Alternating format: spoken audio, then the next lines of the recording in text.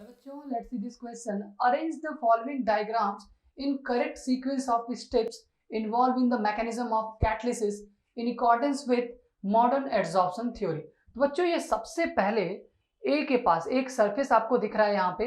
इस सरफेस पे क्या हो रहा है कि A और B रिएक्टिंग मॉलिक्यूल्स आ रहे हैं रिएक्ट करने.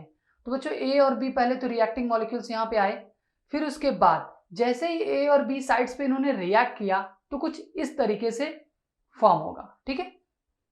अब फिर उसके बाद इन दोनों के बीच में बॉन्ड फॉर्म हुआ. बॉन्ड फॉर्म होने के बाद बी से फिर किस पे जाएगा? सी से. ठीक है. अब सी से में जाने के बाद बच्चों, सी में जाने के बाद अब यहां से कौन सी कंडीशन होगी? यहां से यहां पहले क्या हुआ? यहां पे क्या हो रहा है बच्चों? मॉलिक्यूल्स रिएक्ट कर रहे हैं. ठीक है. मॉलिक्यूल रिएक्टिंग मॉलिक्यूल यहां पे क्या कर रहे हैं? रिएक्ट कर रहे हैं. फिर यहाँ पे क्या कर रहे हैं बच्चों? यहाँ पे इंटरमीडिएट फॉर्म हो रहा है. ये है इंटरमीडिएट. ठीक है. इंटरमीडिएट फॉर्म हो रहा है. ठीक है. और फिर इंटरमीडिएट फॉर्म होने के बाद यहाँ पे कौन सी कंडीशन स्टार्ट हो रही है? डिसऑप्शन की कंडीशन यहाँ पे स्टार्ट हो गई. फिर उसके बाद बच्चों सी के बाद वापस से किस पे आएगा? आपका डी पे. ठीक. अब डी से ये क्या करेगा?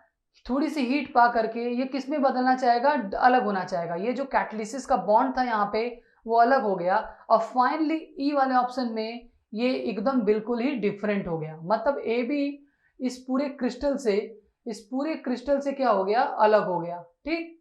तो यहाँ पे हमें यही शो कराना है कि कैसे अलग हुआ और क्यों अलग हुआ. तो इसके पीछे किसकी थ्योरी है? Modern adsorption theory. तो सबसे पहले रिएक्टिव मॉलिक्यूल आकर के रिएक्ट किए, फिर उसके बाद इंटरमीडिएट फॉर्म हुआ, फिर डिसऑप्शन की कंडीशन स्टार्ट हुई. डिसऑप्शन की कंडीशन में पहले बॉन्ड्स यहाँ पे आपके अलग होने लगे, फिर फाइनली एकदम अलग हो गए. तो कौन सा ऑप्शन करेक्ट होगा बच्चों? ए से बी, बी से सी, सी से डी एंड डी से A. Option first is correct answer according to your question. Best of luck.